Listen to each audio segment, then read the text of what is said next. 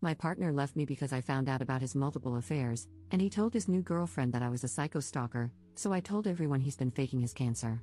Posted by you/allspoony. My partner told me when we first got together that he had cancer and that if his operation didn't go well, it could be terminal. He said his treatments had also made him infertile, so imagine our shock and joy when we found out I was expecting at the start of 2024. We now have a beautiful 5-month-old daughter who is perfectly healthy and thriving, and he is in remission. My pregnancy was difficult and lonely because of all the intense treatments he went through while waiting for his operation. I did a lot on my own, knowing he desperately needed this to have the best chance possible of shrinking his tumor before having it removed so we could have a long, happy life together as a family. He is currently living with his mom while he is in recovery so that it takes the pressure off me caring for both him and our baby until he is well enough to move into our new home with us. He still comes to our house, and we go to his mom's all the time, so our baby isn't missing him.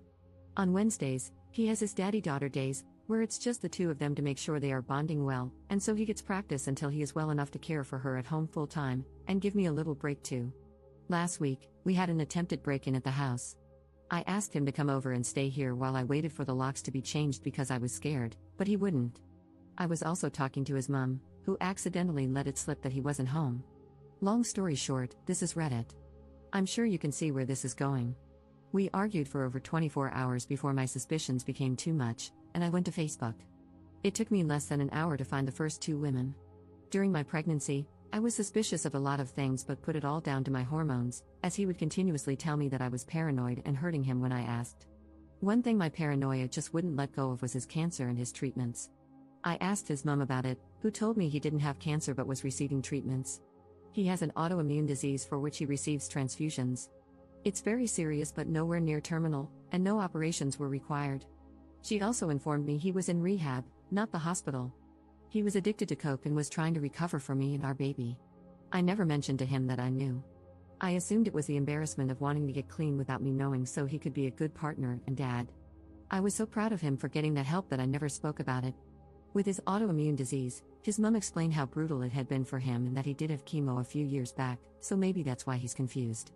Pregnancy brain is a real thing, or maybe I was just too blindly in love because I accepted this and never questioned it again.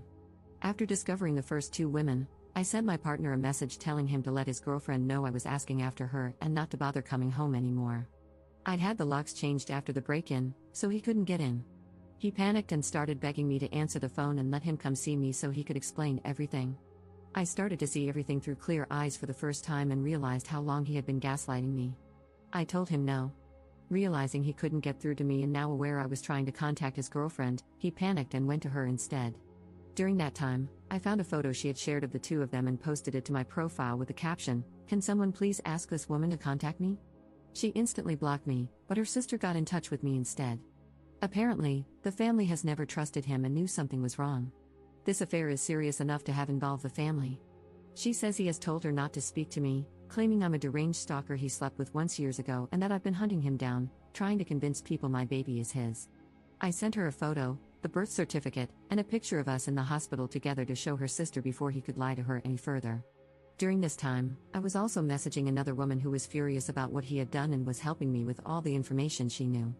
She told me he broke her heart by cheating on her, not even realizing he was cheating on me too.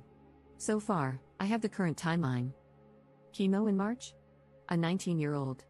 Rehab from April to July? A woman of an appropriate age this time, but he was also cheating on her. August to now? His 20-year-old girlfriend. I then found out that the emergency cancer medication he claimed he had to leave for in the middle of my labor was actually something else. While I was enduring 2 failed epidurals, screaming in agony and begging the doctors for help because I thought I was dying, while the emergency team rushed in to place extra monitors on our baby in distress, he found it such a turn on that he left to sleep with a 20-year-old, returning just in time to kiss me before I was taken for emergency surgery. This happened on Sunday. It is now Saturday of the following week. I made a post on Facebook calling out my partner for his actions, with photographs, medical notes, and evidence, asking people to leave me alone. I did this on Tuesday after 48 hours of no sleep, multiple calls to the crisis team, and a barrage of harassment from his friends and family, who now want to sue me for character defamation. If this were just a regular affair, I'd lick my wounds and move on. But I have now learned that I've been leaving my daughter alone with a substance addict who claims he doesn't know me or his daughter to others while simultaneously demanding custody rights from me. Dozens of women have now come forward, revealing that they also dated him during our relationship, completely unaware of me or each other. While this is obviously deeply upsetting, what troubles me most is that I've noticed a very disturbing pattern. He told every single one of these women that he has cancer and can't get them pregnant. I mentioned that my labor and delivery were difficult. I was induced due to an infection. My GP had told me I had an STI. Although I accepted the treatment and agreed to induction, my love-struck pregnancy brain never fully accepted it as an STI until I went back this week and checked my hospital discharge notes. There it was, in big, bold letters, sensitive, partner STI. He has been telling women that he has cancer and can't get them pregnant, convincing them they don't need protection. This led to me contracting an STI, which nearly killed me and his daughter during labor, and he wasn't even there because he was with a young girl who also believes he has cancer. I decided to let everyone know that he, in fact, does not have cancer by using a screenshot of his mom's messages. All the women he has slept with need to make sure they take a pregnancy and STI test, as well as all his friends whom he has been guilting for years over his condition, and also social services and the police for sexual endangerment. My daughter and I now have safeguarding in place from a local organization for women leaving abusive relationships, so I feel very safe revealing the truth about him and ensuring all of his partners are safe and informed, seeing as he couldn't uphold his legal obligation of declaring an STI. I guess his postpartum girlfriend will do it for him. I have also had contact from many of his old friends, band members, and ex-partners who have all given me testimonies to use for the police and as backup in case his mother does, in fact, try to sue me. This man has been lying and manipulating women for over 9 years. So far, everyone is now aware of his lies, and I am waiting for my in-person meeting with the police. I can't imagine any updates from here, as it will likely be a legal battle that probably can't be shared, but if anything else of interest comes up, I will make sure to write about it. Oh, also, my partner is a primary school teacher. Additional information from UP. We're in the UK. His complaints have been escalated to LADO in the past, which is basically our version of what oversees the school's judgment in dangerous situations, but nothing happened. One of his exes has given me all the details of their report to highlight that they ignored her, and it's escalated to this. It's come to light this week that his ex-partners have been reporting him for years to no avail. His mum is on the school board, and her best friend is his head teacher. I'm hoping that, with the added involvement of social services this time and an investigation into child endangerment concerning our daughter, they can't sweep it under the carpet any longer. Relevant comments. Commenter. How does he manage his time?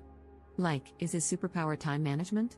A full-time job that requires extra hours, a baby, a girlfriend, a mother, and many lovers? Ops response. He would disappear from time to time and switch his phone off frequently. Not living together was a huge help for him. He would tell me he needed set days and times, as he could only work within routines for his recovery. Obviously, I can look back now and see that, really, he just needed to know which girl was where and when. I've been told by multiple people now that he often just wouldn't turn up to work because he was on a bender or at a woman's house. I was kept in the dark because his mom's best friend is the head teacher and would cover for him. Commenter 2. I feel like we need a full name and a link to his Facebook, or at the very least, to make sure he is on PrickAdvisor. Ops response. He deleted his Facebook after I made a post on there.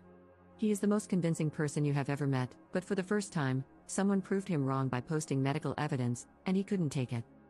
I'm waiting for approval to join PrickAdvisor UK, and are we dating the same man northeast to warn all the other women I couldn't find myself. Update 1 day later. I spoke to the police this morning. There's nothing they can do unless they find the substances on his person at school, so nothing is stopping him from snorting a line before work as long as he doesn't take anything else with him. They implied that the loophole is catching him behind the wheel, and if someone reported him driving on substances, they could catch him that way. They confirmed that multiple reports and investigations had already begun before my report, so they're unable to share much information with me, even though the case involves me. However, they told me it's imperative that I apply for Clare's Law and have helped me with the application. It can take up to 10 days for my in-person meeting to provide my documents, and then several weeks for the information to be shared with me. Knowing what I already do, I feel sick that they stressed how important this application is. I can't believe that in a few weeks, he's going to discuss me even more when I receive his police records. My only silver lining is that once I have the police reports, along with my medical reports, he doesn't stand a chance in family court, and my girl and I will be free to restart our lives together. Also, a little note, I've been looking for family court advice in a mum support group and found out that, luckily, she's only 5 months old, and any name changes can be made before 6 months with just one parent's consent. The witnesses don't need to be his choice, so I'll be removing his surname and his grand's name from her middle name. She'll take my surname and won't have any more ties to his family. I just wanted to add an apology here as well. A lot of people have commented on my poor writing. I'm a new mom who was lacking sleep even before all this came to light. Everything I've written has basically been one big vent. I know I'm no novelist, but I still apologize if it's been difficult to read. Relevant comments. Commenter. OMG, Op, you are a queen. I'm so proud of your fierce determination to protect your baby, yourself, and other potential victims. All this, and you're a new mama. Lordy, you're a strong woman. Hope that guy's prick falls off, bloody jerk. Op's response. I don't know why this was the comment that finally opened the floodgates for me, but thank you. I think they're happy tears. I've spent the last few months building up our rundown little council house, managing to turn it into our dream home, all while caring for our little girl and giving more love and support to him and his family than I've ever given myself. She falls asleep at 12 to 1 a.m., and I work through the night decorating and building furniture. I keep forgetting that I've just given birth. I haven't even recovered myself. He made me into a mouse of a person and so dependent on him that I haven't felt strong at all. But now, I think I can see with clear eyes and realize how many women I've managed to help so far and the work I'm putting in to protect the children at his school. I do feel more proud of myself and hope that one day my baby girl will be proud of me too. Op responding to someone calling her post fake. And I 100% understand why someone would think and say that. I wish it was fabricated, but sadly, it's actually very condensed to focus on his lies about cancer. I haven't even touched on the details of the argument around the attempted break-in that led to this, why or how I found the other women on Facebook, or the argument with his new girlfriend and mum that led to me discovering the extent to which she has been covering for him. I don't even dare go into further details for fear of people not believing the absolute crap show of the past week. I didn't even believe it myself. Second update 2 days later. I have managed to provide enough evidence of substance use and emotional blackmail to the police to have a domestic abuse case opened. This is going straight past the school to the highest authority to keep him away from children. This is huge news and gives me such relief in knowing my child and others will be safe, but I still have that awful feeling of guilt for him. Just 2 weeks ago, we called each other bride and groom. I think it's going to take a while to grieve the person I thought I knew while dealing with the one I know now. I hope this is the point where he actually goes to rehab instead of lying about it and can find happiness and restart his life. I don't think I want to make any more updates now. I am unbelievably grateful for the kind words and advice, but I originally just wrote this to get my emotions out of my head to help me sleep better. Thank you all for helping and making my emotions feel validated in an absolutely insane situation. My little girl and I are going to be okay.